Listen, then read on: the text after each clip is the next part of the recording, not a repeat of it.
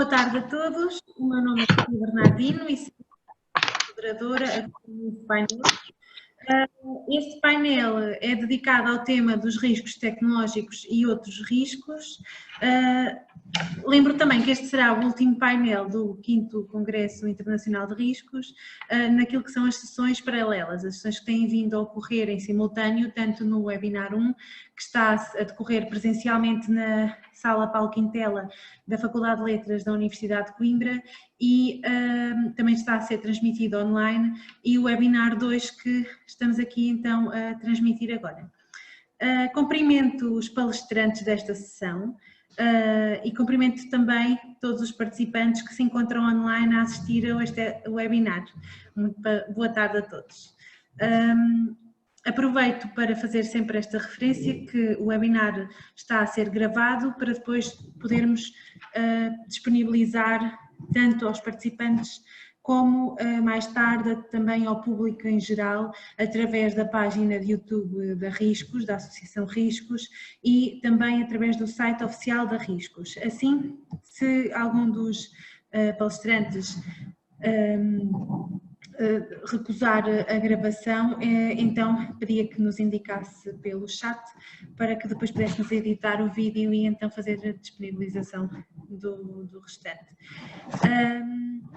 Sobre as comunicações, este painel sobre riscos tecnológicos e outros tem 6 apresentações, serão feitas 6 apresentações. Temos connosco 3 dos palestrantes até ao momento. E chamo então também a atenção para os participantes que sobre o momento de debate que temos previsto que decorra no fim das apresentações. Os participantes que quiserem colocar alguma questão aos palestrantes, dúvidas, comentários, perguntas que queiram fazer, podem colocá-las pelo chat da plataforma Zoom e no final então transmitimos essas mesmas perguntas aos autores dos trabalhos, que depois aqui podem responder e explicar até um bocadinho mais do desenvolvimento dos seus trabalhos. Cada intervenção está prevista que demore cerca de 15 minutos. Como este é um congresso internacional e se realiza também online, nós pedimos aos nossos oradores que nos fossem enviando vídeos com as suas apresentações para situações como, por exemplo, falhas na internet, impedimento em estar presente online. Então, temos sempre a possibilidade de passar os vídeos dos palestrantes e, portanto, em algum dos casos os vídeos até são mais curtos do que os 15 minutos que nós temos aqui previstos para apresentar as comunicações. O que significa que também no final nos dá uma margem para que depois até possam alongar-se a comentar aquilo que foi o trabalho que foram desenvolvendo e que estão aqui a apresentar. Portanto, entretanto, eu vou também colocar na plataforma, no chat, um link de acesso ao livro de resumos do Congresso, onde constam todos os resumos dos autores que submeteram os trabalhos a apresentar neste Congresso, e nesse livro contém os contactos de e-mail de todos os autores. Assim, caso queiram fazer alguma questão diretamente aos autores dos trabalhos, podem então utilizar este livro de resumos e recorrer aos contactos que lá se encontram. Vamos então dar início ao painel, como disse, subordinado ao tema dos riscos tecnológicos e outros. Para nos apresentar então a primeira comunicação do painel, temos Jacques Lolive, Centro Nacional de Investigação Científica de França. O tema da sua apresentação é Plano de Preparação das Comunidades Expostas ao Risco Tecnológico, e este foi um trabalho que desenvolveu em conjunto com a Cíntia Okamura, e portanto vamos assistir à sua apresentação. Meu nome é Cíntia Okamura, eu sou da Agência Ambiental do Estado de São Paulo e junto com Jacques Lolique, diretor de pesquisa do Centro Nacional de Pesquisa Científica da França, vamos apresentar o plano de preparação das comunidades expostas a risco tecnológico. É uma norma técnica em elaboração e ela é fruto da operacionalização dos resultados de uma pesquisa FAPESP, Fundação de Amparo à Pesquisa do Estado de São Paulo, coordenada pela CETESB. Aqui é uma imagem que mostra uma das catástrofes que aconteceu no Brasil, acho que todo mundo conhece, né? Mariana e Brumadinho. Então, essas duas recentes catástrofes que foram Mariana e Brumadinho, elas foram um aprendizado, embora bastante doloroso, né, para nós, e que mostrou que é necessário preparar sistematicamente e ao longo do tempo as comunidades em situações de risco de acidentes graves ou de desastre. E esse é o objetivo do Plano de Preparação das Comunidades, que chamamos de PPC, né? E o PPC também vem para orientar de que forma, né, a gente pode evacuar milhares de pessoas com eficiência, rapidez e ordem. Então, o que é o PPC em comparação com outras regulamentações que nós conhecemos? É importante destacar que o PPC ele não é similar ao Plano de Ação de Emergência, que nós conhecemos como PAI, e o PAI ele é uma resposta ao momento de uma situação de emergência. E o PPC ele é uma ação anterior ao PAI e que, portanto, visa colaborar com a eficiência do PAI, porque no PPC é necessário primeiro conscientizar a comunidade local e prepará-la para os perigos e riscos. Um outro ponto importante a destacar é que o PPC ele não é sinônimo de um plano de comunicação de risco, PCR, pois entendemos que a preparação da comunidade não se limita à informação sobre os riscos, mas ela inclui ações de capacitação e treinamento da comunidade local e ações de prevenção conduzidas em um processo participativo. Portanto, o PPC ele é complementar, ou seja, destina-se a enriquecer as operações já existentes, como o PAI e o PCR. Como funciona o PPC? Então, o ator essencial do PPC é a empresa responsável, junto com o apoio das instituições concernidas nos casos de emergência, como, por exemplo, a Defesa Civil, o Corpo de Bombeiros, as prefeituras, né, o pessoal da saúde, etc. O objetivo principal é preparar a comunidade para situações de acidente tecnológico grave ou desastre, e, em particular, treiná-la para uma evacuação completa ou uma condução ao abrigo de forma rápida, calma e ordeira. Para isso, nós propomos 2 meios para atingir esse objetivo, que é a parceria e a participação. Quais são as etapas do PPC? Primeiro, a gente vai discorrer depois um pouco mais detalhado sobre cada uma delas, né? Primeiro, organizar as instituições por meio do Fórum das Instituições, conhecer a comunidade por meio de um diagnóstico, estimular a conscientização através de um plano de comunicação, organizar a comunidade instalando um fórum da comunidade, treinar, capacitar essa comunidade, que seria a etapa 5, e concretizar e testar o PPC nas simulações, né? Organizar as instituições seria a constituição do Fórum das Instituições, uma estrutura de parceria para promover um diálogo interinstitucional e para acompanhar o trabalho da empresa responsável. Então, a gente tem implementado esse fórum em vários casos e ele tem se mostrado bastante importante, porque, na verdade, não é óbvio, né, que as instituições consigam trabalhar em conjunto, né? Realizar um diagnóstico para conhecer a comunidade. O diagnóstico ele é fundamental, né? Aqui nós trazemos 2 exemplos. Para facilitar a evacuação ou a condução ao abrigo, é fundamental a gente levantar as pessoas e grupos vulneráveis, como as pessoas com pouca mobilidade, idosos, doentes, portadores de deficiência ou difíceis de evacuar, como grupos em escolas, hospitais, creches, asilos, ou pessoas pouco integradas à comunidade local, né, se existirem, trabalhadores pendulares, turistas. Um outro exemplo da importância do diagnóstico é facilitar a sensibilização.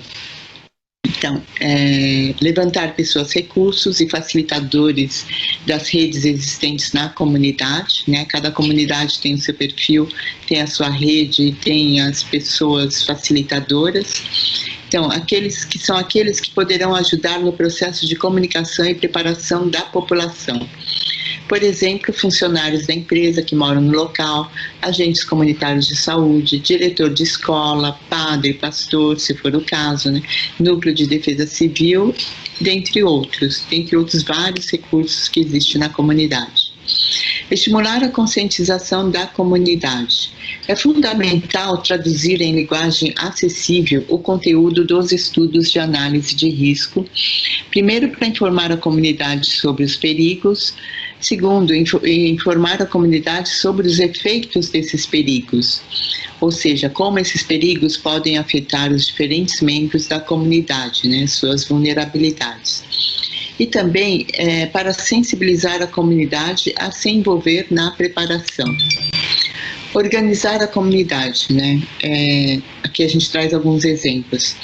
É fundamental criar um canal permanente de comunicação entre os moradores, a empresa e as instituições. Por isso a gente propõe a instalação de um fórum da comunidade.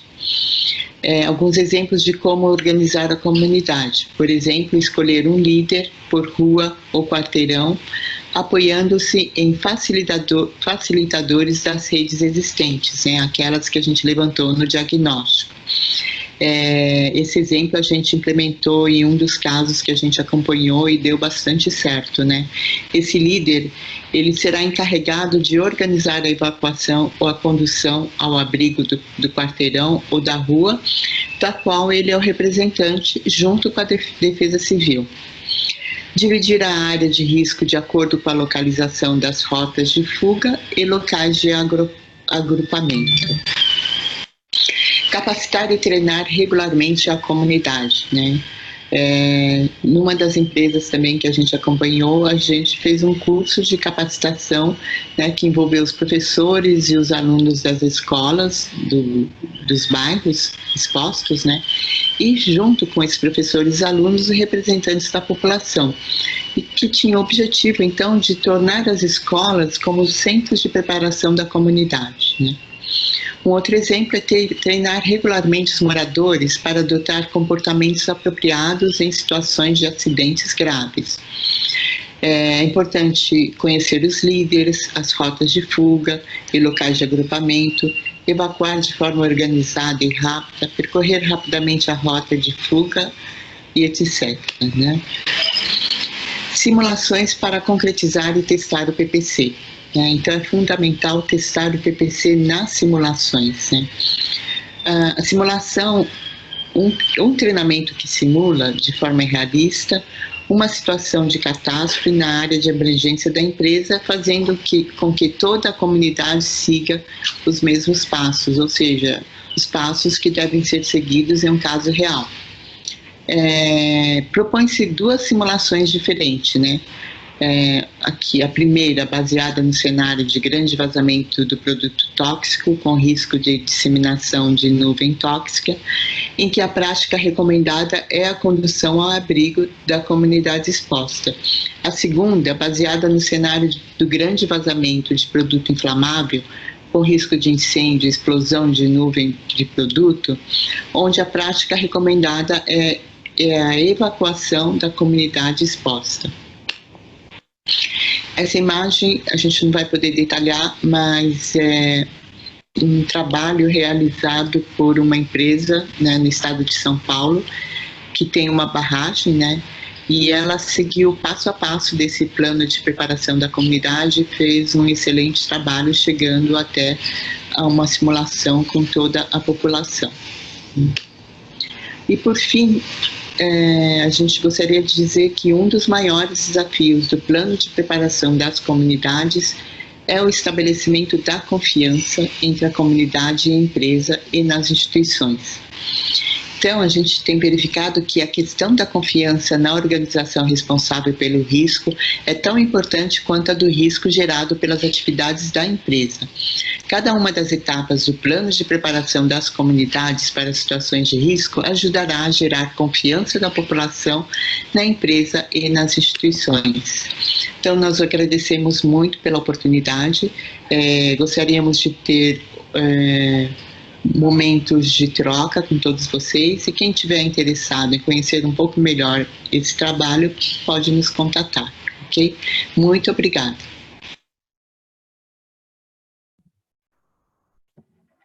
Muito obrigada pela apresentação que nos fizeram.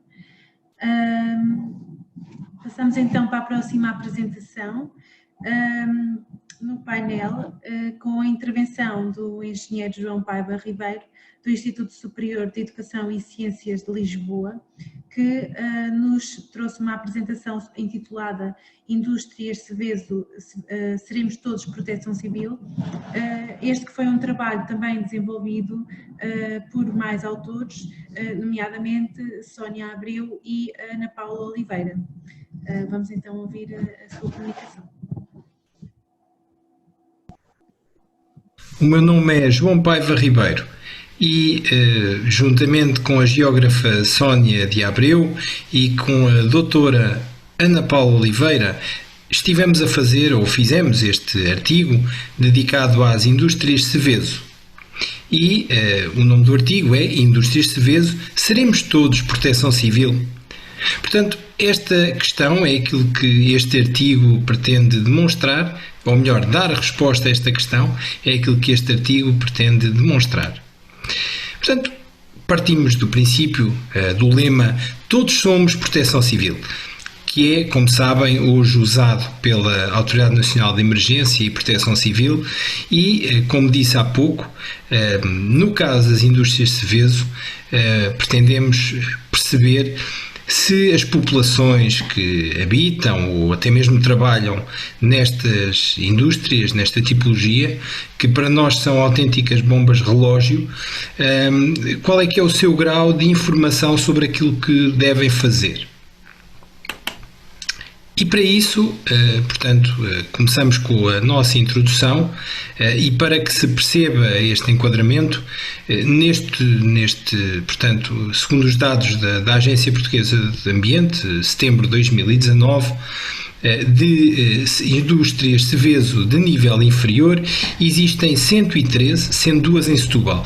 Fazer aqui também um pequeno parênteses, este nosso artigo e a área de estudo das indústrias Seveso foi no concelho de Setúbal, isto é, no polígono industrial de Setúbal. Portanto, já vamos ver para onde foram direcionados os nossos inquéritos, mas como estava a dizer, a nível de indústrias Seveso temos, como sabem, de nível inferior e nível superior. Como disse, nível inferior temos 113, 2 delas são em Setúbal, de nível superior temos 63, 4 delas são em Setúbal e temos um total nacional de 176, sendo que, portanto, 6 são em Setúbal. O artigo 30º do Decreto-Lei 150/2015 refere o dever de informação com maior incidência para indústrias de perigosidade superior. Isto é, pretende-se que estas indústrias possam informar as populações e as comunidades que estão perto deste tipo de indústrias. O objetivo deste nosso artigo foi então perceber o grau de informação que a população que habita perto destas indústrias tem ao nível das medidas de autoproteção face à ocorrência de um acidente industrial grave.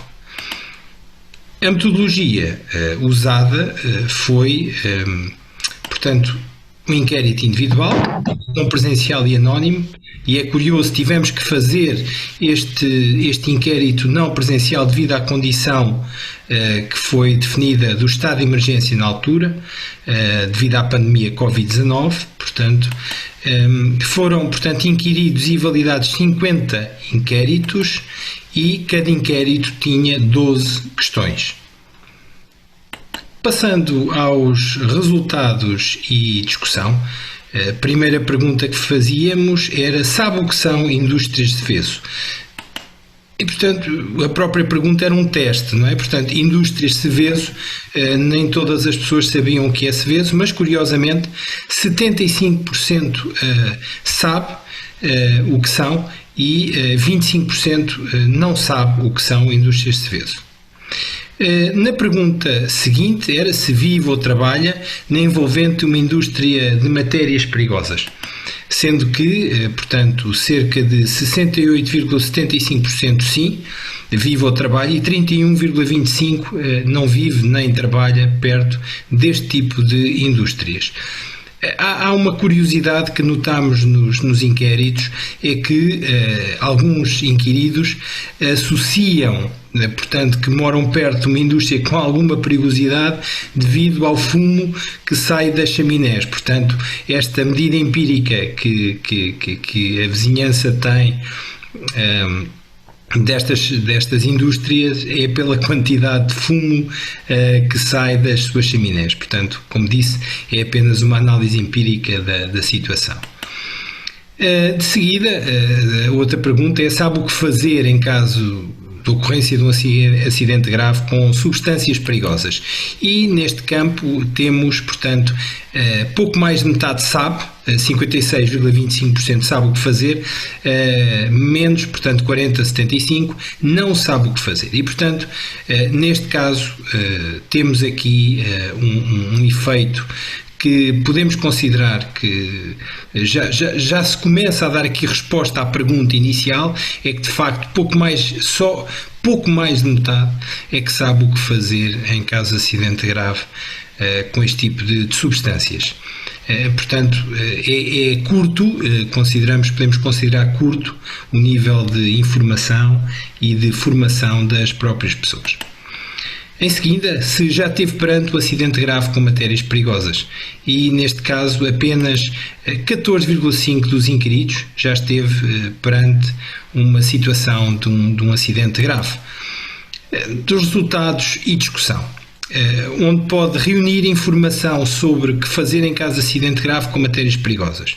E a generalidade, a maior parte dos inquiridos, de facto, referiu os bombeiros e os serviços municipais de proteção civil como sendo as fontes de informação do que fazer em caso de matérias perigosas.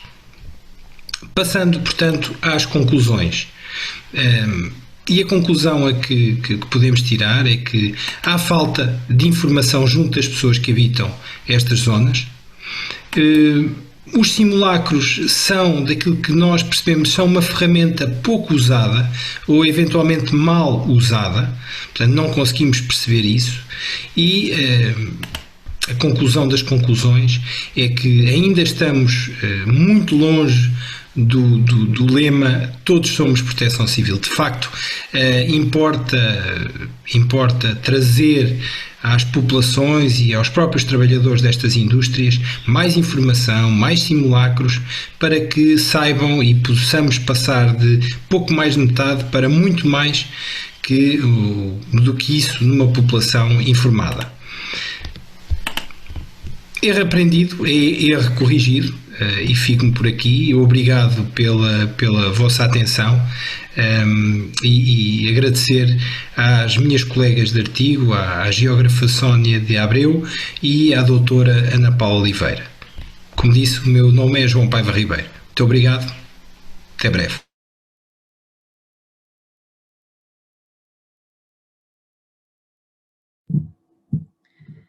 Muito obrigada a nós pela vossa apresentação. Infelizmente eu não consegui assistir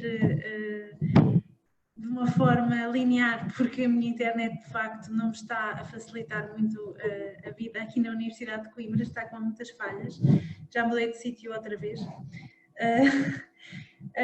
Portanto, quero agradecer ao engenheiro João Ribeiro que nos fez esta apresentação e ao grupo todo de trabalho, aos seus colegas de trabalho, a geógrafa Sónia Abreu e à doutora Ana Paula Oliveira, por este trabalho sobre as indústrias de Seveso e o tão importante que é sensibilizar e informar e falar sobre estes temas também. Sobretudo o que tem a ver também com os riscos tecnológicos associados a estas indústrias e depois também à própria população que se encontra localizada na proximidade destas indústrias. E, então, dando cumprimento ao programa, é a doutora Adriana Filgueira Leite, investigadora de pós-doutoramento em Geografia na Universidade Federal do Rio de Janeiro e professora no Departamento de Geografia e Universidade Federal Fluminense no Brasil. O tema da sua apresentação é transformações da paisagem e a construção do risco na Baixada Campista, Rio de Janeiro, Brasil. Vamos então assistir a apresentação. Olá a todos, eu sou Adriana Leite e o meu trabalho trata da construção do risco como produto de um processo histórico que envolve a implantação de estruturas hidráulicas nos ambientes fluviais e a ação de grupos oligárquicos de poder que têm uma atuação centenária na região. A Baixada Campista fica localizada na porção norte do estado do Rio de Janeiro e também faz parte da bacia do Rio Paraíba do Sul, na porção que compreende o seu baixo curso. A bacia como um todo apresenta o predomínio de rochas do embasamento cristalino, gneisses e granitos, principalmente, mas no seu baixo curso é constituída por sedimentos quaternários na margem direita e sedimentos terciários na margem esquerda. A Baixada Campista corresponde a essa planície que compreende a margem direita do Rio Paraíba do Sul. Em sua origem, ela era constituída por superfícies brejais e lacustres que, a partir do início da colonização, passaram a ser drenadas. A princípio, para atender às demandas da pecuária, ao longo do século XVII e, a partir de meados do século XVIII, para atender às demandas da monocultura canavieira. Os principais sistemas hidrográficos que compõem essa região são constituídos pelo próprio Rio Paraíba do Sul e seu principal tributário, o Rio Muriaé, nessa região, e o sistema hidrográfico composto pelo Rio Imbé, pela Lagoa de Cima, pelo Rio Ururaí, pela Lagoa Feia e por uma ligação que tem aqui com o mar, que é artificial, que é o Canal da Flecha. Bom, esses dois sistemas hidrográficos, em sua origem, não tinham interligação. No entanto, com o processo de drenagem que eu mencionei, que foi mais intenso ao longo do século XX e que foi estimulado pela mudança, pela substituição dos engenhos por usinas que demandavam mais terras, né, para o cultivo de cana, vários canais artificiais foram aqui implantados e alguns deles estabeleceram essa ligação entre os dois sistemas hidrográficos.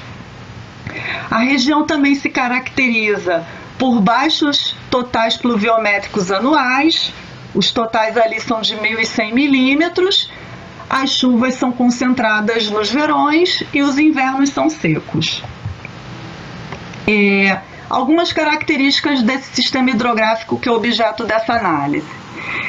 Aqui é um mapa que é do período colonial, de 1767, e ele mostra que o que nós chamamos hoje de Rio Ururaí, que faz a ligação entre a Lagoa de Cima e a Lagoa Feia, apresentava um padrão 100% meandrante. Ao longo do século XX, uma parte desse rio, especificamente a que está compreendida entre o bairro Ururaí e a Lagoa Feia, passou por um processo de canalização. A outra intervenção que também foi importante foi a perenização da ligação que existe entre a Lagoa Feia e o Oceano Atlântico.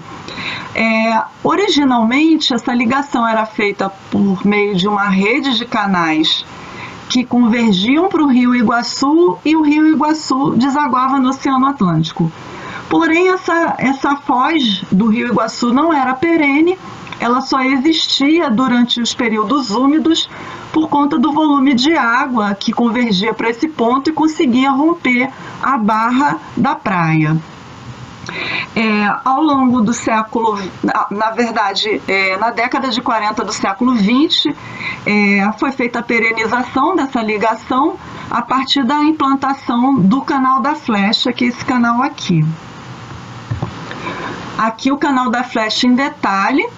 E é importante dizer que a movimentação das águas que circulam por esse canal é regulada por um sistema de comportas posicionado exatamente aqui.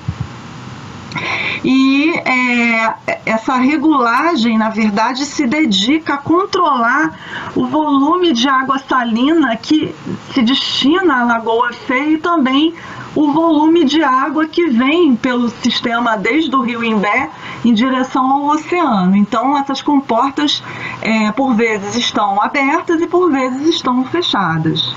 Aqui são as comportas em detalhe.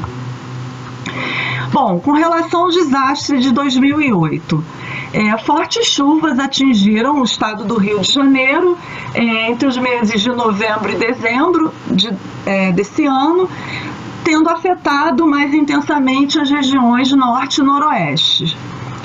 Só que nessa circunstância existiam algumas condições anômalas que afetaram a forma como a água se deslocou por esse sistema hidrográfico.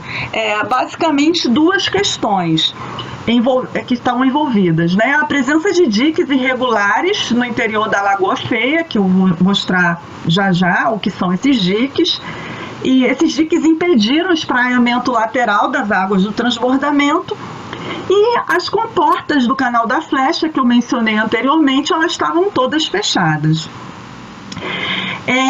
Essas duas situações fizeram com que a água do escoamento fluvial não conseguisse alcançar o oceano, tendo ficado represada e alagando a área que corresponde ao bairro Ururaí e todo o seu entorno. Uma área da Lagoa de Cima também foi afetada, áreas que inclusive raramente eram afetadas por inundações. E isso fez com que muitas famílias tivessem que ser retiradas dessas áreas, né, por uma questão de segurança. Aqui são os diques aos quais me referi, e eles são construídos dentro da lagoa para reduzir o seu espelho d'água e aumentar a superfície de áreas emersas para cultivos e criação de gado. Aqui é o bairro Ururaí, completamente submerso, e aqui o leito original do rio. Aqui é uma imagem do mesmo bairro de outra perspectiva. E aqui a população se manifestando, tentando salvar seus pertences e tentando chamar a atenção das autoridades para o problema delas. Aqui é um morador da Lagoa de Cima, mostrando até onde foi a inundação, né? A gente tem aqui quase 2 metros de altura, a gente vê pela altura das pessoas. E aqui a mancha da inundação causada por esse represamento da água que eu mencionei anteriormente. Bom, diante dessa situação de calamidade, a Justiça foi obrigada a intervir. Eram 5 diques que existiam dentro da lagoa, só que 2 deles apenas foram implodidos. E isso aconteceu porque os proprietários rurais se manifestaram contra, e eles alegaram que as terras deles, né, entre aspas, porque foram terras tomadas da Lagoa Feia, seriam inundadas e o seu gado ficaria prejudicado, né? E não pensaram nas pessoas. Mas apesar de terem sido implodidos apenas 2 diques, a a água do rio Ururaí começou a baixar rapidamente e melhorou um pouco a situação, ainda que tenha levado algum tempo até que tudo se regularizasse, né? Aqui é a imagem do dique implodido. Bom, como conclusões, eu trago aqui 4 pontos para que nós possamos refletir. O primeiro deles se refere ao fato de que as transformações da paisagem que modificaram os ambientes fluviais deixaram essas paisagens completamente dependentes da manutenção das estruturas hidráulicas, e como essa manutenção normalmente não acontece, elas atuam não para facilitar, para favorecer a vida das pessoas, mas intensificando hárzadas, riscos e desastres. Essas intervenções foram feitas basicamente com o intuito de garantir o desenvolvimento das atividades econômicas, né, a cultura ligada à cana-de-açúcar, beneficiando apenas um pequeno grupo oligárquico em detrimento dos interesses coletivos. Apesar da monocultura canavieira e a produção de açúcar e de álcool atualmente está em franca decadência, essas oligarquias rurais ainda exercem uma hegemonia de poder na região, principalmente no que se refere à gestão dos recursos hídricos. Por fim, os históricos conflitos de interesses entre os diversos grupos que coexistem na Baixada Campista, né, pescadores, proprietários rurais, e nesse caso da situação que é objeto dessa análise, dos moradores das áreas urbanas, exerce uma influência negativa sobre a gestão dos recursos hídricos, porque é praticamente impossível atender às demandas de cada um deles, que normalmente não são interesses convergentes. Então aqui eu encerro o meu trabalho e agradeço a vocês pela participação.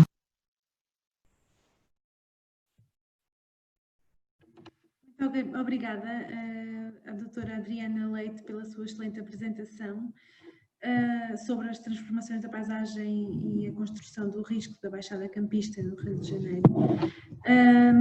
Passamos então para a próxima apresentação, que será feita pela doutora Nádia Rafaela Pereira de Abreu, doutoranda em Geografia Física no Instituto de Geografia e Ordenamento do Território.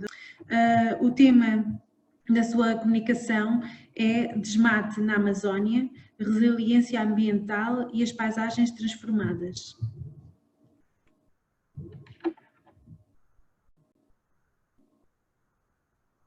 É Rafaela, eu sou doutoranda do Instituto de Geografia e Ordenamento do Território, o IGOT. Então, dando continuidade aqui ao Congresso de Riscos, eu vou apresentar uma pequena parte da minha tese.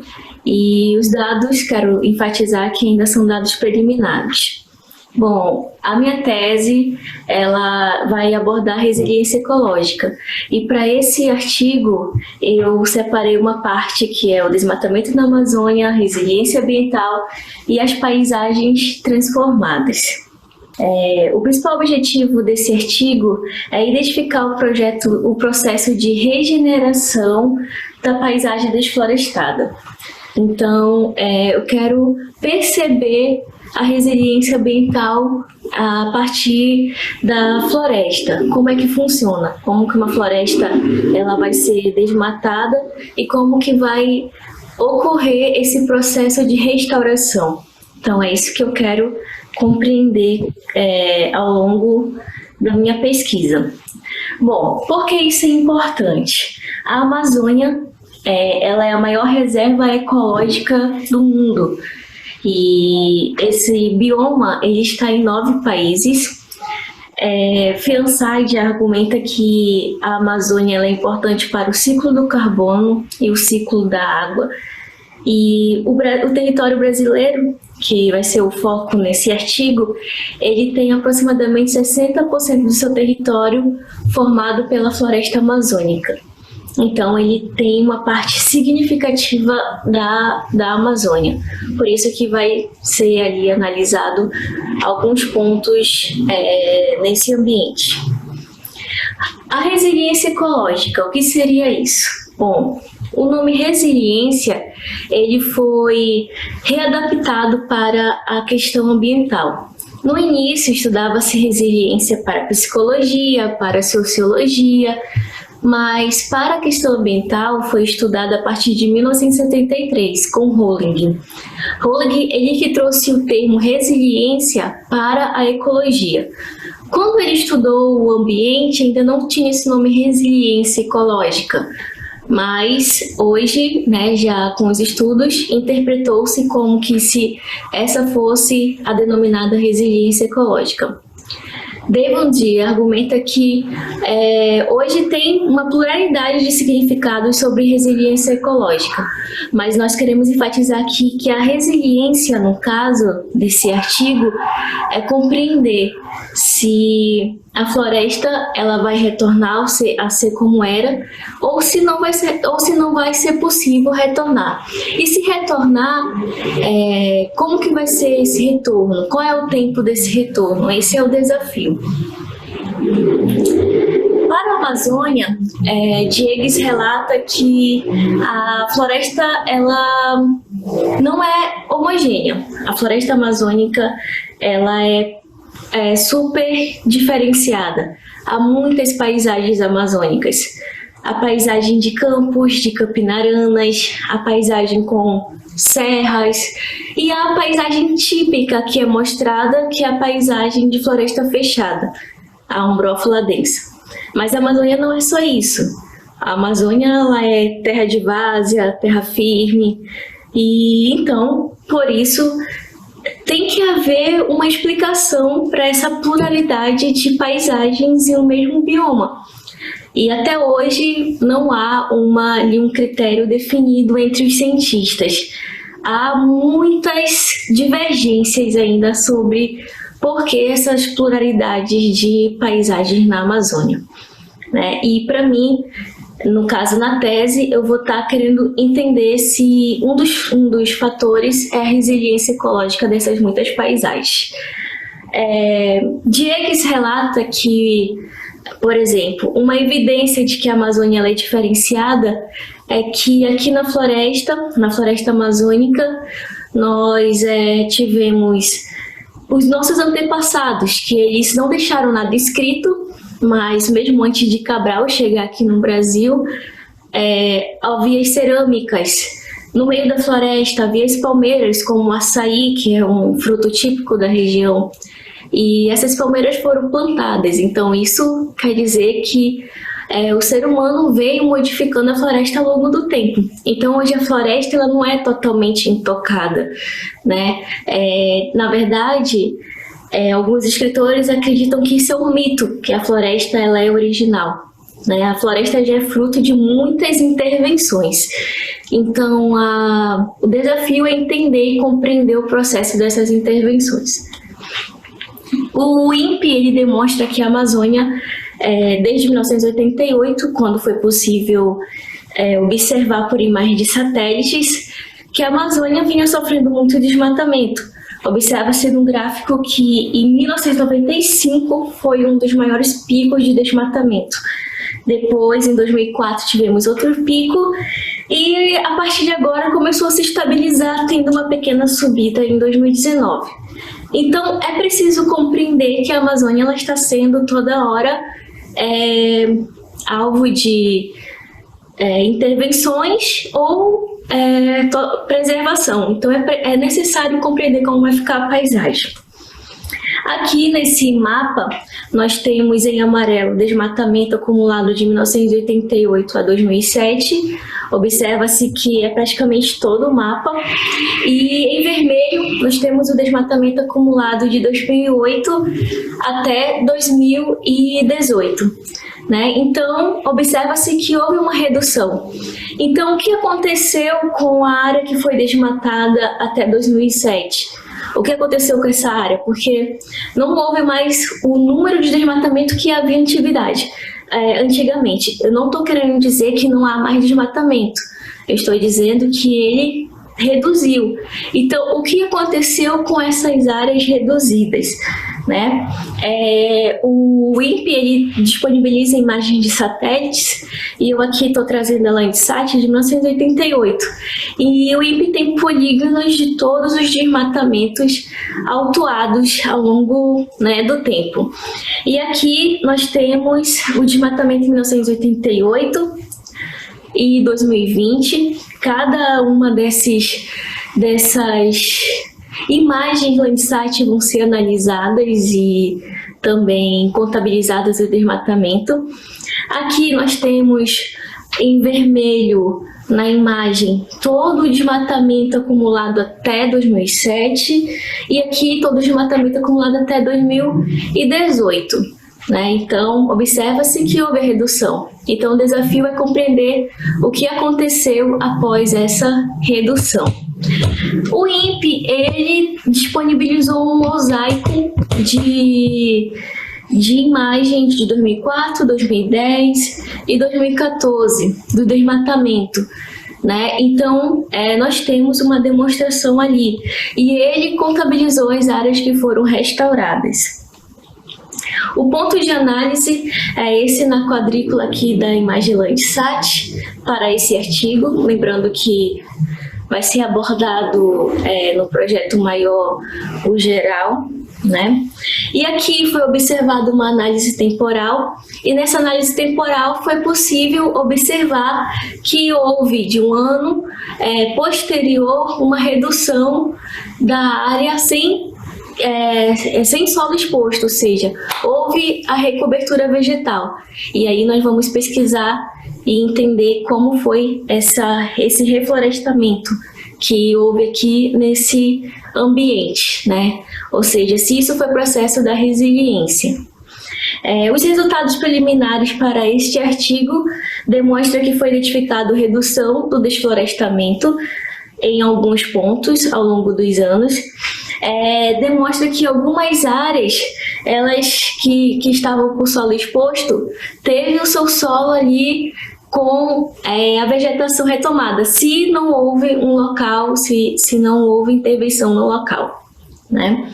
E aí ficam algumas perguntas. O que ocorre após a reconstrução florestal? É possível retornar ao estágio original? Qual o limite da resiliência ecológica para o sistema ambiental? Quais as consequências futuras?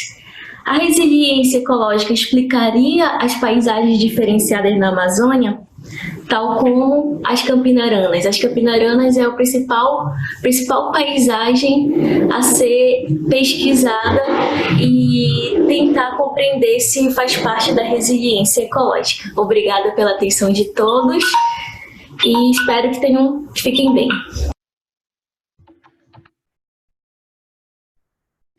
Muito obrigada, doutoranda Nádia Abreu, pela apresentação do seu trabalho sobre o desmate da Amazónia e a resiliência ambiental e as paisagens transformadas. De seguida, temos uma apresentação sobre o tema os métodos de avaliação de riscos em floresta tropical nativa no manejo florestal madeireiro.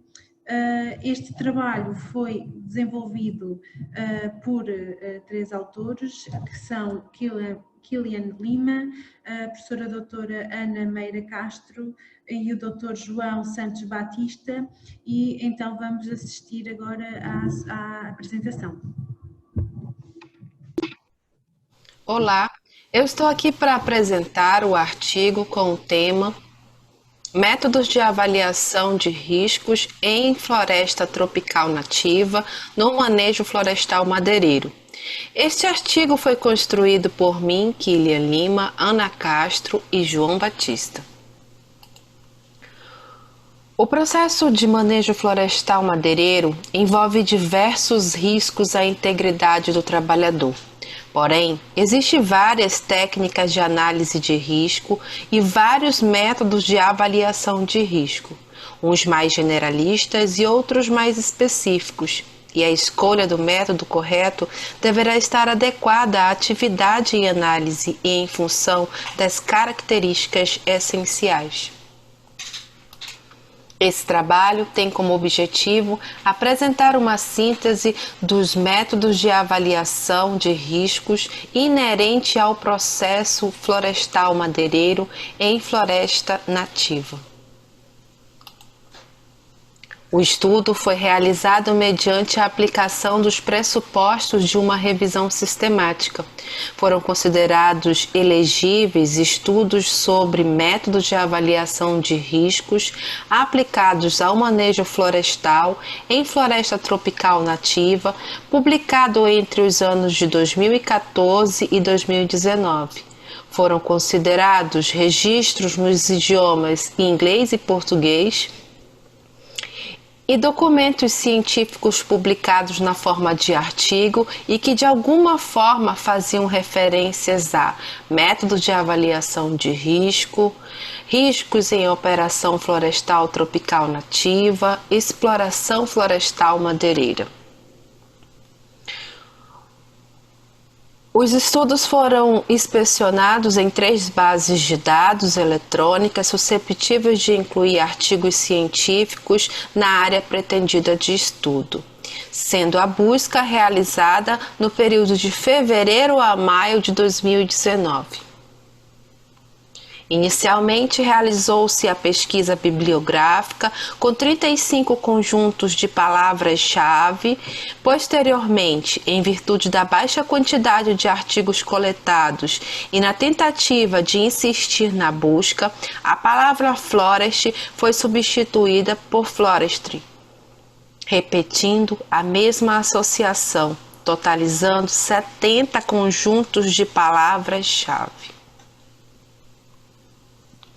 No universo de 14.312, apenas 7 artigos que atenderam aos critérios de elegibilidade definidos, isto é, que mencionavam o tema em estudo. Destes, apenas 2 artigos apresentam método de avaliação, sendo que os demais artigos não apresentam métodos específicos. O fluxograma mostra as fases de revisão sistemática: identificação, seleção, elegibilidade e inclusão. A seguir, vamos falar de forma breve sobre os artigos. No primeiro artigo, tratam do método de avaliação de risco, HP, que tem como objetivo identificar os principais fatores responsáveis por acidentes ocupacionais fatais em operação de colheita florestal. O segundo artigo, que também identifica o método, no caso magnitude de risco, tem por objetivo identificar, avaliar e propor medidas de controle para os perigos relacionados à atividade de transporte florestal. O terceiro artigo utilizou uma mistura de alguns métodos de análise de risco juntamente com relatos dos trabalhadores, para identificar fatores associados a ferimentos e mortes na indústria madeireira. O quarto analisou a frequência, tipo, causa dos acidentes de trabalho que ocorreram em diferentes atividades florestais. A avaliação foi realizada por meio de aplicação de um questionário para verificar os incidentes que ocorriam no setor. O quinto avaliou os fatores e as condições específicas de trabalho, identificadas como de maior risco para lesão ou morte em operação de exploração madeireira. A avaliação foi realizada através de arguição e a profissionais madeireiros sobre a percepção de tarefas como risco de lesão e ou morte. O sexto artigo investigaram sobre os riscos de acidente de trabalho na visão de 2 grupos, os gerentes de segurança e os trabalhadores na indústria madeireira. Para a avaliação, foram realizadas entrevistas com supervisores líderes e com trabalhadores florestais.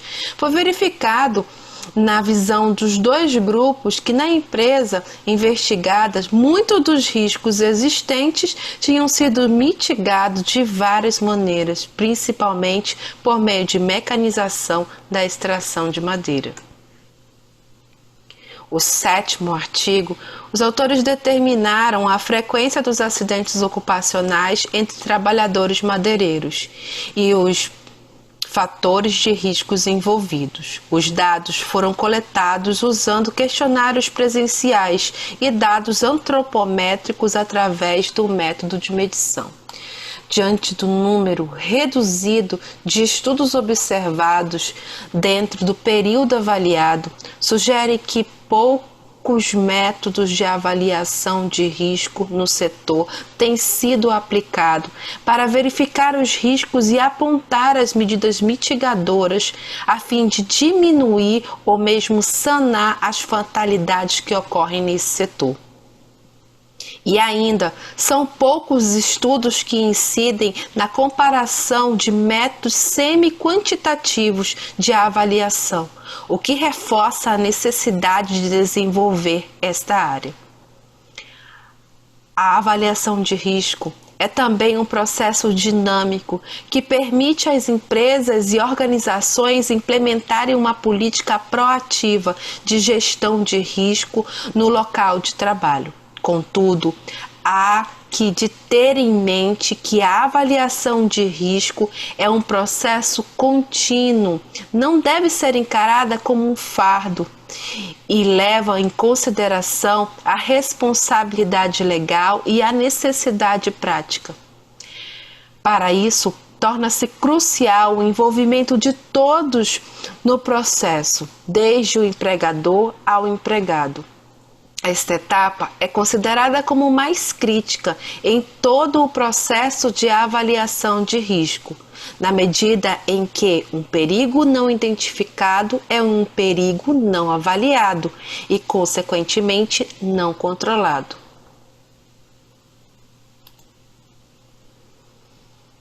Apenas 2 artigos apresentaram métodos de avaliação de risco, sendo que os demais artigos não apresentaram qualquer método específico. As principais vantagens apresentadas desses métodos residem no fato de poderem ser considerados práticos e permitirem a obtenção de conclusões confiáveis. É pertinente a avaliação de risco própria ao manejo florestal madeireiro em floresta nativa, não só face ao elevado número, mas também face à gravidade dos acidentes inerentes. Conclui-se que é necessário e oportuno desenvolver mais investigação científica nesta temática. Muito obrigada. Segue o contato dos autores.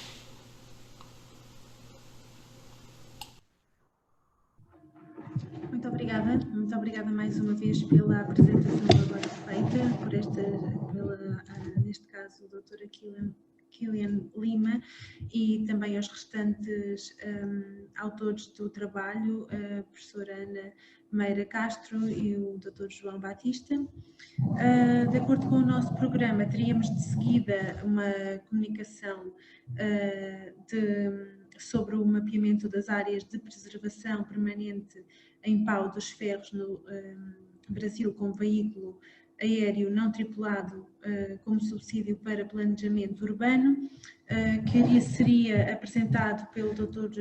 Jorge Luís de Oliveira Pinto Filho, porém não se encontra online connosco e também não nos fez chegar o vídeo nem a apresentação para podermos transmitir aqui online. Dessa forma, passávamos então para a última comunicação deste painel. E iríamos então assistir à apresentação do Dr. João Pitacas, do Instituto Superior de Educação e Ciências de Lisboa, que elaborou um trabalho juntamente com o Dr. Mário Silvestre e a doutora Ana Paula Oliveira sobre a temática modelo operacional dos corpos de bombeiros à escala intermunicipal. Boa tarde, o meu nome é João Pitacas, obrigado pela disponibilidade para assistirem a esta apresentação que foi realizada no âmbito de uma dissertação de mestrado em Riscos e Proteção Civil e pretende-se com este trabalho definir um modelo operacional dos corpos de bombeiros à escala intermunicipal. Quero aproveitar a oportunidade para agradecer aos meus orientadores, pois este trabalho resulta da colaboração da doutora Ana Paula Oliveira e do mestre Mário Silvestre. O sistema de socorro e apoio às populações quer-se eficaz, tanto nas ocorrências diárias como em caso de acidente grave ou catástrofe, sendo atualmente um indicador de evolução social e de um país e cada vez mais uma exigência natural das populações terem acesso a um sistema de socorro atual e eficaz, visto estarem cada vez mais formados e informados acerca deste tema. Em linha com o desenvolvimento do sistema em si, importa também o desenvolvimento dos intervenientes, neste caso, os agentes de proteção civil. Destaco nesta apresentação para os corpos de bombeiros como o agente de proteção civil com maior envolvimento em operações de socorro e em operações de proteção civil, uma vez que estão distribuídos por todo o território nacional, mas dada a sua gênese e origem, não se verifica a existência de critérios na sua implementação no território.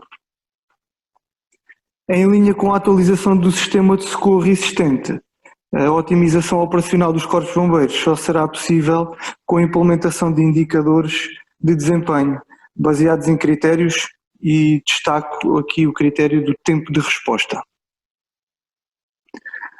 Tempo de resposta pode ser definido como o tempo entre o despacho de meios e a chegada ao local da ocorrência e é um fator fortemente influenciado pela dimensão e extensão de algumas áreas de atuação de corpos de bombeiros. Estas áreas atualmente são baseadas nos limites administrativos de cada município ou freguesia, de acordo com a legislação em vigor. Com a publicação da Lei 45/2019, de 1 de Abril, que define a Lei Orgânica da Autoridade Nacional de Emergência e Proteção Civil, assistimos a uma alteração na organização territorial, onde é abandonado o critério distrital, sendo substituído pelos limites territoriais definidos nas NUTs, em regiões e sub-regiões, onde, neste caso, o patamar sub-regional é definido pelos limites territoriais das comunidades intermunicipais, as CIMs. Existe então aqui uma janela de oportunidade para a maximização e otimização da rede de corpos de bombeiros existente. Esta otimização passa pela redefinição das áreas de atuação dos corpos de bombeiros, aproveitando a rede de quartéis já existente, baseado no tempo de resposta máximo, neste caso vamos definir 10 e 20 minutos, ou seja, são despachados meios do quartel mais próximo do local da ocorrência. A área de estudo selecionada corresponde a duas comunidades intermunicipais, a Comunidade Intermunicipal do Médio Tejo e a Comunidade Intermunicipal da Lesíria do Tejo, que corresponde à totalidade do atual Distrito de Santarém, mais um concelho do Distrito de Setúbal e 2 concelhos do Distrito de Castelo Branco, abrangendo assim 24 municípios, onde estão sediados 33 corpos de bombeiros, apoiados por 38 quartéis, que asseguram a cobertura de uma área de 7.619 km² e 494.784 habitantes. Para perceber a cobertura de cada quartel em área e população, foram obtidas, através do software QGIS, linhas isócronas, que são linhas que representam igual tempo de deslocação na área que definem. Com base na localização dos quartéis existentes, considerando como ponto de partida esses quartéis, e tendo em conta a rede viária existente para a deslocação de um veículo pesado de combate a incêndios. Estas linhas isócronas foram obtidas para tempos de referência de 10 e 20 minutos. Conseguimos ver nesta imagem o exemplo das linhas isócronas que definem as áreas correspondentes aos 10 minutos de deslocação. Obtemos então uma projeção destas áreas para a comunidade intermunicipal do Médio Tejo e, como podemos verificar na imagem, existem quartéis que garantem um menor tempo de resposta em determinado município comparativamente com o quartel do próprio município. O mesmo se passa para tempos de referência de 20 minutos. Baseado nestes resultados, propõe-se então o seguinte: a fusão de corpos de bombeiros existentes no mesmo município num só corpo de bombeiros com um quartel-sede e quartéis destacados, a definição da intervenção prioritária em qualquer ponto do território pelo quartel com menor tempo de resposta, independentemente do município a que pertence geograficamente, a criação de agrupamentos intermunicipais de corpos de bombeiros é também uma solução para melhorar o desempenho e aproveitar a cobertura dos quartéis para o território em estudo, a par com um eventual reforço de quartéis destacados em zonas de sombra. Para tal, será necessária a criação de suporte legislativo para o efeito e tal só será possível com o envolvimento das entidades detentoras dos corpos de bombeiros, municípios e da própria tutela. As vantagens deste modelo estão relacionadas com a partilha de meios humanos e meios técnicos através do seu balanceamento pelas necessidades intermunicipais, o que levará a uma redução de custos e ao nível do investimento em equipamentos e meios técnicos, que neste momento se revelam redundantes e com baixa utilização em vários quartéis. E associado a este balanceamento, uma maior economia na manutenção tanto dos meios técnicos como dos veículos. Isto irá permitir a rentabilização e maximização dos recursos da rede de corpos de bombeiros existentes e a consequente melhoria no seu desempenho. Muito obrigado e disponível para qualquer questão ou esclarecimento que entendam por necessário. Obrigado.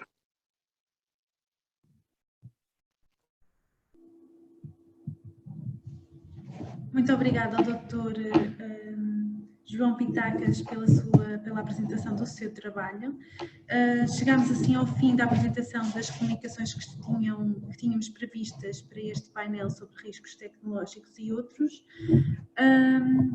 Gostaria de agradecer a todos os palestrantes pelas apresentações feitas neste painel e gostaria agora de dar início ao momento dedicado ao debate, indicando que para isso os participantes podem utilizar o chat da plataforma Zoom para colocarem as suas questões ou fazerem comentários aos palestrantes e depois irem transmitir as questões que forem colocadas diretamente aos palestrantes. Fazer aqui então uma revisão das apresentações que tivemos e dos palestrantes, a quem peço agora que estão aqui connosco para ativarem os seus microfones e as suas câmaras, se puder ser, para ficarmos então em grupo visíveis nos a todos. Então, fazendo aqui uma revisão das apresentações que tivemos neste painel, e também porque temos tempo disponível para fazermos agora esta parte de debate, indicar que na primeira apresentação tivemos connosco a doutora Cíntia, que nos fizeram uma apresentação sobre o plano de preparação das comunidades expostas a risco tecnológico. De seguida tivemos a apresentação feita pelo engenheiro João Ribeiro, que desenvolveu um trabalho em conjunto com a geógrafa Sónia Abreu e com a doutora Ana Paula Oliveira, sobre as indústrias Seveso, um tema também importante. Seremos todos proteção civil. Portanto, está aqui connosco o engenheiro João, que podem também colocar questões. De seguida, tivemos a apresentação da doutora Adriana Leite, que nos falou sobre as transformações da paisagem e a construção do risco na Baixada Campista, Rio de Janeiro, no Brasil, que abordou também uma temática importante e nos trouxe aqui um exemplo de manifestação de riscos e, portanto, também está aqui connosco disponível para dar respostas, caso existam então perguntas ou comentários que queiram fazer. Depois assistimos à apresentação da doutora Nádia Abreu sobre o desmate na Amazónia, resiliência ambiental e as paisagens transformadas. A doutora Nádia não se encontra connosco, não, estou aqui a confirmar, não está connosco, portanto não temos aqui connosco. Temos também aqui o doutor João Pitacas, que fez a última apresentação, que elaborou um trabalho então de mestrado sobre o modelo operacional dos corpos de bombeiros à escala intermunicipal, o Dr. João Pitacas, que também se encontra connosco e também podem fazer questões. Tivemos ainda uma outra apresentação sobre os métodos de avaliação de riscos em floresta tropical nativa no manejo florestal madeireiro, que foi um trabalho desenvolvido pela doutora Kilian Lima, a professora doutora Ana Meira Castro e doutor João Batista, no entanto que também não se encontram aqui connosco e, portanto, assim, vamos ver se já chegou alguma questão. Ok? Ainda não tivemos nenhuma questão. Eu, antes de mais, queria também pedir desculpa porque no início da sessão, as 3 primeiras apresentações, a minha internet foi abaixo muitas vezes, então infelizmente eu não consegui assistir às apresentações que foram aqui transmitidas assim na íntegra e, portanto, ficou-me a falhar muita parte do vosso trabalho. Enquanto aguardamos o surgimento de perguntas, gostaria que, se quisessem, pudéssemos aproveitar então este momento para poderem falar um bocadinho mais dos vossos trabalhos, do desenvolvimento dos vossos trabalhos. Então, assim, eu começaria também do início, seguiria as apresentações do início e perguntaria se a doutora Cíntia queria falar mais um bocadinho sobre o desenvolvimento do seu trabalho, se assim entenderem. Eu posso falar? Tudo bem? Boa tarde. Olá, boa tarde. Eu não sei se o Jacques quer comentar alguma coisa, mas, bom, primeiro é um projeto de pesquisa, e como esse projeto de pesquisa ele é desenvolvido dentro de uma agência governamental, né? Então, necessariamente, ele tem que ser não só a produção de conhecimento, mas tem que ser uma pesquisa aplicada à realidade, no nosso caso, tem que se transformar em políticas públicas. Então, esse projeto, para nós, está sendo bastante importante, né? Porque ele traz um conhecimento complementar do órgão ambiental, né, que é mais tecnológico, e então é um trabalho que a gente vem fazendo para que o órgão ambiental e as empresas, enfim, as empresas que produzem risco, mesmo as instituições públicas, elas considerem mais a população, né, porque a gente percebe que nas empresas em geral, acho que é um pouco do trabalho que apresentou o Dr. João Paiva, elas não têm esse conhecimento da população que está no seu entorno e também tem uma dificuldade de um trabalho maior com essa população, né? Então, esse trabalho foi importante nesse sentido e o mais importante disso dessa pesquisa, a gente está conseguindo fazer com que isso vire uma norma, uma exigência, né? Que é uma norma técnica que vai ser, então, passar a ser uma exigência para as empresas, né? Então, é isso que a gente vem trabalhando. Sim, sem dúvida que cada vez mais é mais importante na investigação científica que haja uma maior relação com a população e também com as empresas, para que aquilo que são os estudos científicos, aquilo que é a investigação feita, possa também passar para o público em geral, possa servir também para educar e sensibilizar a população e tornar as pessoas mais conscientes dos riscos que estão sujeitas, dos perigos que podem correr em determinadas circunstâncias, em determinadas situações, e então saberem proteger-se melhor nessas situações e tornar isso depois também normas, ou seja, poder traduzir aquilo que é a ciência depois também naquilo que é o poder legislativo e na legislação, dar sequência depois para que se criem também regras e que o conhecimento auxilie também nas medidas políticas que acabam por ser tomadas depois. Isso também é de facto um contributo e uma forma de trabalhar cada vez mais importante nos dias de hoje.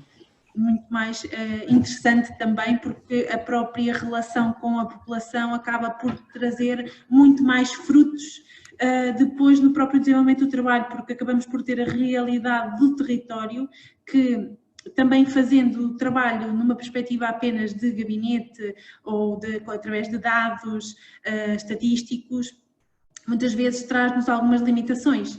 E nesse sentido é muito importante de facto criar mais ligação com a população e acho que estes trabalhos aqui todos tiveram assim os contributos direcionados à população e que interagiram inclusivamente com a população com o interesse e o objetivo de depois traduzir melhorias na vida das pessoas e melhorias no território. Muito obrigada, doutora Cíntia.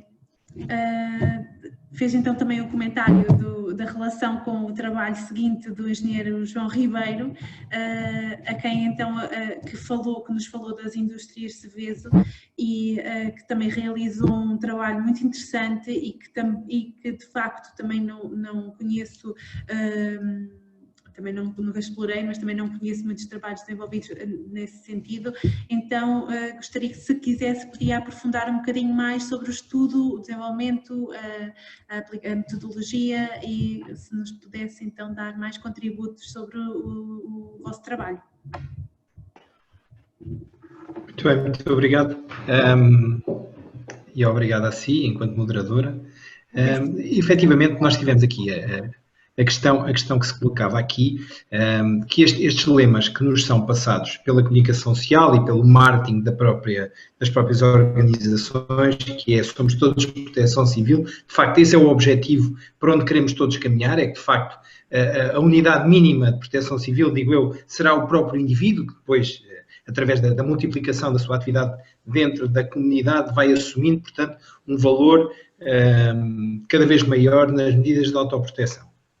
E, de facto, nós não temos muitas empresas Seveso em Portugal, nomeadamente as de nível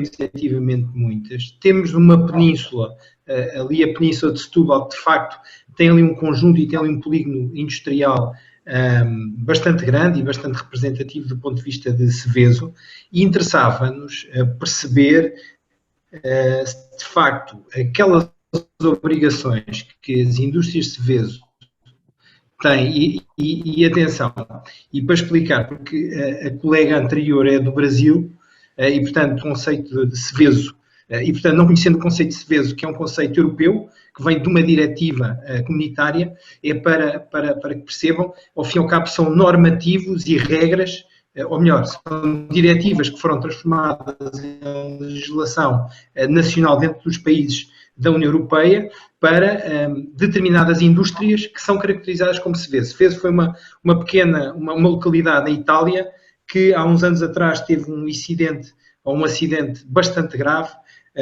nomeadamente um acidente industrial bastante grave, e ainda hoje sofre com isso. Não à escala de Chernobyl, mas um pouco mais inferior, e tem a ver com um produto químico que ainda hoje polui e ainda hoje há danos colaterais, quer na agricultura e quer no próprio ser humano. E, portanto, a partir daí criou-se esta diretiva, que já vai na sua terceira edição, e que Portugal, fazendo parte da União Europeia, tem que adotar, e adotou em 2015, desta terceira Seveso, digamos assim. E, portanto, isto obriga a que as estruturas que são classificadas em Seveso nível superior e Seveso nível inferior, e aqui a classificação destas indústrias tem a ver com o tipo de material que guardam e a própria quantidade. Ok? Portanto, não só pelo tipo, mas também pela quantidade. E aí se vai classificando. E estas estruturas, de acordo com a sua classificação, têm determinadas obrigações legais, mas também sociais. E uma das obrigações sociais que estas estruturas têm é dar a conhecer à população que vive e que habita, e aos próprios trabalhadores, como é óbvio, que tipo de riscos é que existem no funcionamento daquela fábrica ou daquela indústria. E foi isto que nós tentámos perceber. Foi, de facto, se a população que vive junto a estas fábricas, estas indústrias, se tem a noção, primeiro, o que é aquela indústria. E é curioso porque algumas pessoas contextualizam a indústria de acordo quase com a cor e quantidade de fumo que sai pela chaminé. E, portanto, obviamente que isto é mas é curioso que as pessoas percebem isto, tentam perceber que se o fumo for muito negro e muito denso, portanto aquilo é altamente poluente. Sim. Diga. Exatamente, se o fumo é escuro, então é porque é mau. Se for exatamente. Branco, Exato. Portanto, tem um pouco esta noção.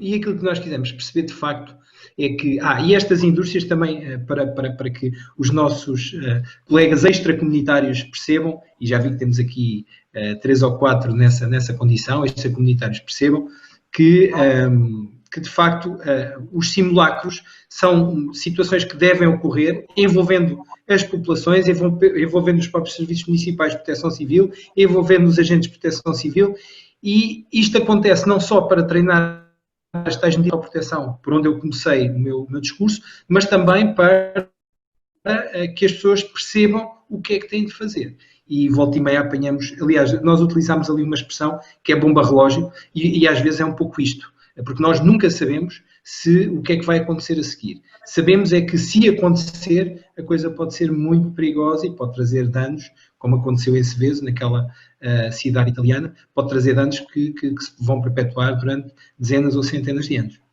Exatamente, e é possível de facto estimar quais danos, o alcance dos danos, dependendo de facto do armazenamento, do tipo de produtos de cada indústria, enfim.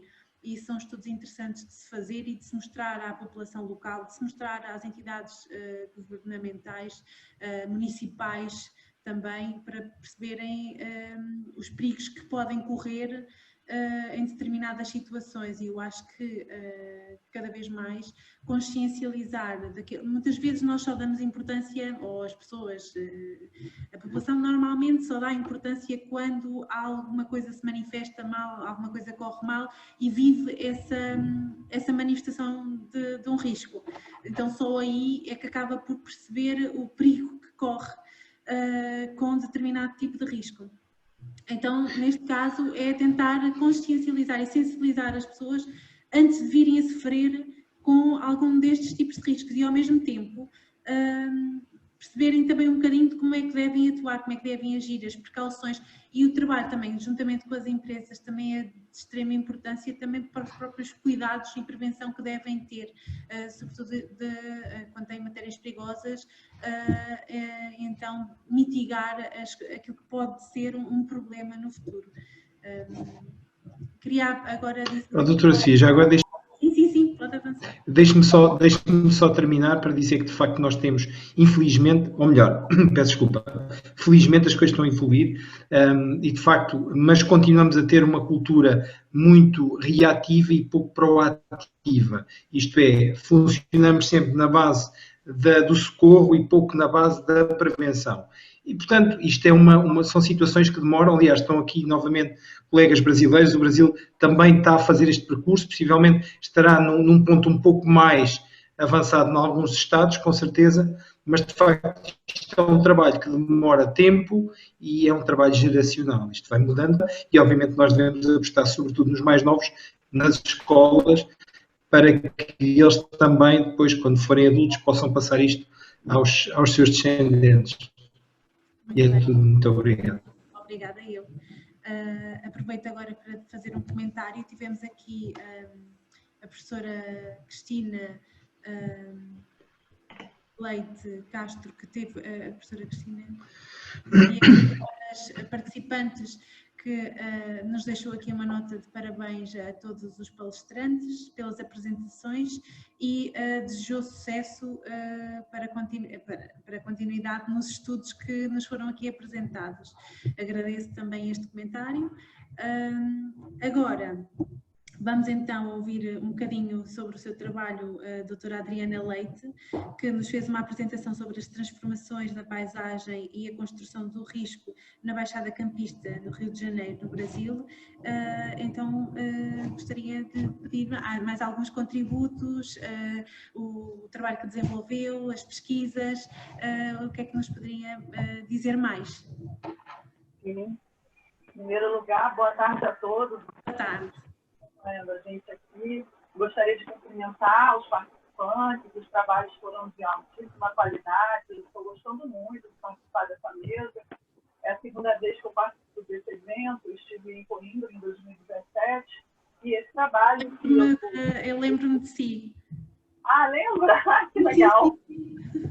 Também estive presente no Congresso Internacional anterior de Riscos. Sim. Foi ótimo, foi muito proveitoso. Então, esse trabalho que eu estou apresentando aqui é continuidade daquele, né? Eu faço parte de um núcleo interdisciplinar, eu sou geógrafa de formação, mas nós temos lá pessoal do curso de serviço social, da sociologia, além dos alunos que desenvolvem pesquisas associadas, né, à graduação, da pós-graduação. A gente vem desenvolvendo pesquisas dentro do tema desastres, né, mais amplo, há 10 anos. E esse trabalho que eu estou realizando, ele vem dos meus investimentos para entender a construção do risco nessa região onde está situada a nossa instituição de ensino. E aí, ao longo dessa pesquisa, desse desenvolvimento, a gente foi vendo que a implantação, além da questão das estruturas que não passam por manutenção, agravarem os riscos, porque são estruturas, a princípio, criadas para criar as bases para o desenvolvimento de uma atividade econômica que era considerada muito importante na região, como foi o caso da cana-de-açúcar. A agroindústria açucareira lá foi muito forte, agora está em decadência. Mas a gente percebe que as pessoas, vamos dizer assim, os grupos de poder ligados a essa atividade econômica têm muito poder ainda de decisão em vários aspectos políticos, sociais da região, mas principalmente na gestão das estruturas hidráulicas. E nem sempre essas intervenções que eles fazem favorecem o coletivo, como foi o caso dessa situação que eu coloquei aqui, que essas estruturas já não passavam por manutenção há muitos anos, né, décadas. A pesquisa do meu pós-doutorado, eu menciono na minha apresentação que estava fazendo pós-doutorado, concluí, hoje completo mês. E aí a gente observa que essas estruturas não passavam, desde que elas foram implantadas, elas não sofreram as manutenções que eram necessárias ao longo desse tempo, e elas, então, nunca funcionaram adequadamente. E isso é um ponto, né? Não funcionar adequadamente já é um grande problema. Agora, o ponto 2 que eu destaco, né, que eu menciono no trabalho, e que eu acho que é bastante complicado, é que, ao mesmo tempo que elas não funcionam adequadamente, vêm esses grupos de poder, que são hegemônicos na região, e decidem como a gente vai fazer com essas estruturas, e numa situação como essa, em que eles próprios tinham criado estruturas irregulares dentro da lagoa, a água ficou represada justamente no bairro de menor poder aquisitivo, ali dentro daquele sistema hidrográfico, e essas pessoas, as casas ficaram submersas, eu mostrei, tem uma imagem, né? Sim. E eles foram contra a decisão judicial de inclusão desses diques, né? Então, aí tem uma questão de injustiça ambiental que a gente está querendo explorar mais nessa pesquisa. Eu não mencionei nos slides, mas o tipo de pesquisa que eu realizei, além da pesquisa de campo, a gente fez uma pesquisa hemerográfica com jornais, então eu venho pesquisando as inundações que foram deflagradoras de desastres ao longo do século XX. Fui interrompida aí durante a pandemia por conta do fechamento das instituições da quarentena, então eu não pude fazer as investigações do jeito que eu queria, nem as entrevistas que eu gostaria de ter feito, mas o material que eu já tinha reunido já era bastante consistente, né? E foi isso. A história desse trabalho é essa. Tem alunos envolvidos, a gente vai colocando cada um para trabalhar numa direção para complementar. Tivemos outros trabalhos do nosso grupo sendo apresentados em outras mesas aqui nesse evento, né? E é isso assim, que eu queria dizer, basicamente isso. Né? Muito obrigada. Muito obrigada, doutora Adriana. De facto, a questão das manutenções, a criação das infraestruturas e depois a falta de manutenção é também ela uma problemática, também é um problema e um risco e pode passar a perigo quando depois começamos a ver a manifestação desses riscos. E, portanto, a responsabilização, aqui neste caso, falaria um pouco também da responsabilização e pelo que falou, muito das entidades com maior poder económico que acabam por ter uma grande responsabilidade na manutenção destas infraestruturas e que são elas também que poderiam ajudar a mitigar os problemas e as consequências seguintes.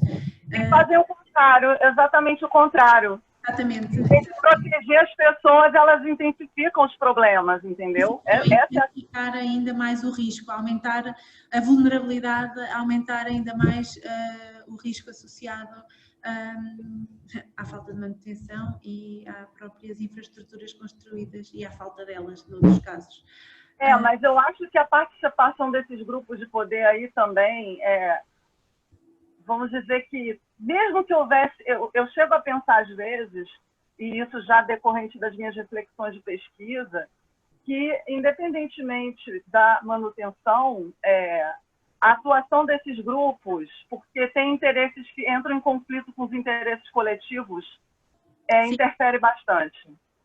Exatamente, aqui é mesmo uma mudança de mentalidades que seria necessária da parte do poder de decisão, de quem tem o poder de decisão, ser um bocadinho mais atraído também para as questões ambientais, que se calhar não tem tanto em conta em detrimento das económicas, que se calhar prefere dar mais valor, e há situações em que não podemos olhar apenas para um lado. Aliás, hoje em dia não podemos olhar apenas para o lado, temos que ter uma visão um bocadinho maior, interdisciplinar e ouvir mais antes de focar só na economia, digamos assim. É importante, sim, e sem ela ninguém vive, mas de facto há outras questões que também interessam ponderar nas decisões que se tomam.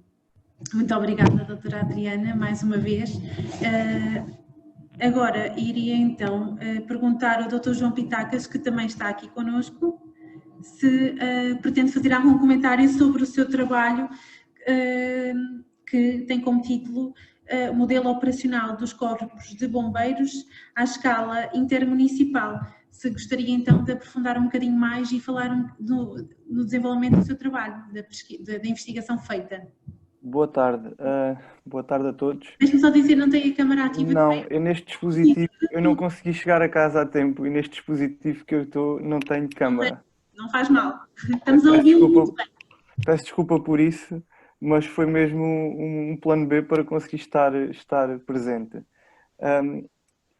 Então o meu trabalho vem na sequência da dissertação de mestrado em Riscos e Proteção Civil, como eu referi, e o objetivo principal é aproveitar uma rede ou seja, a rede de corpos de bombeiros, de quartéis de bombeiros, que já está implementada em 2 regiões, para rentabilizar ao máximo. E rentabilizar ao máximo como?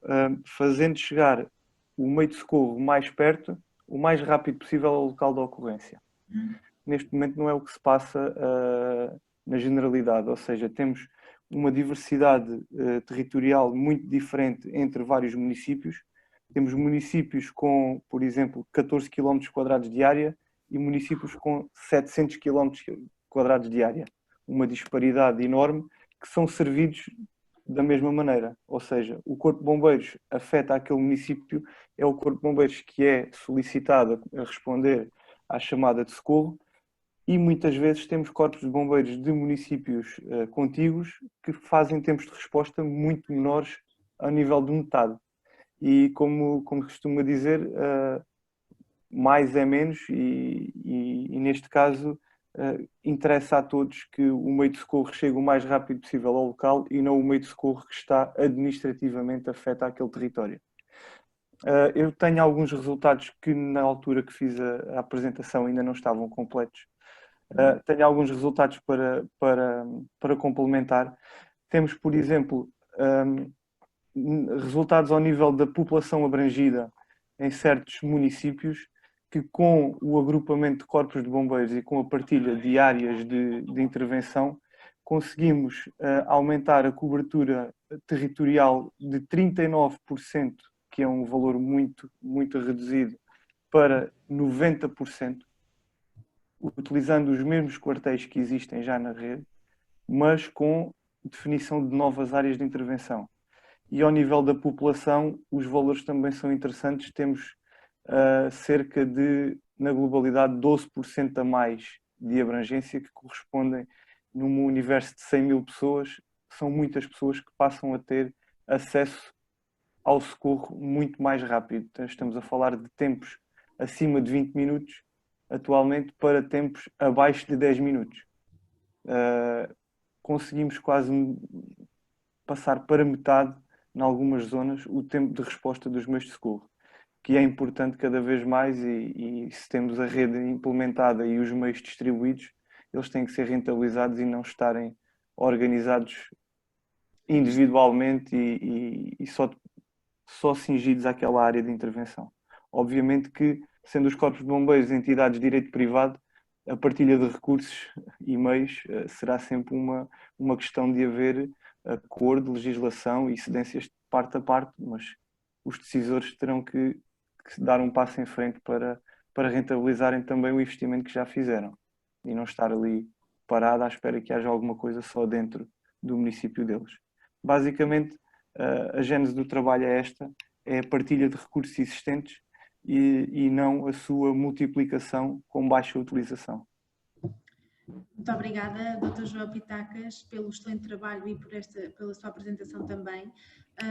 De facto, acho que é um fator muito importante o que disse, que para dar socorro é necessário socorrer o mais rapidamente possível e de facto muitos dos meios estão mais afastados da população e noutros municípios um pouco mais próximos e portanto devem-se utilizar aqueles que mais rapidamente conseguem socorrer as populações e não aqueles que estão afetos ao município, ainda que existam muitas outras questões também relacionadas com esse tema, mas é de facto muito mais importante agir a nível do território e não pensarmos tanto a uma escala administrativa, ainda que ela exista por vários motivos. Neste caso do socorro, atuar a nível geográfico é muito importante e mostrou agora aqui com os seus resultados que deveria ser feito e seria muito mais eficaz provavelmente.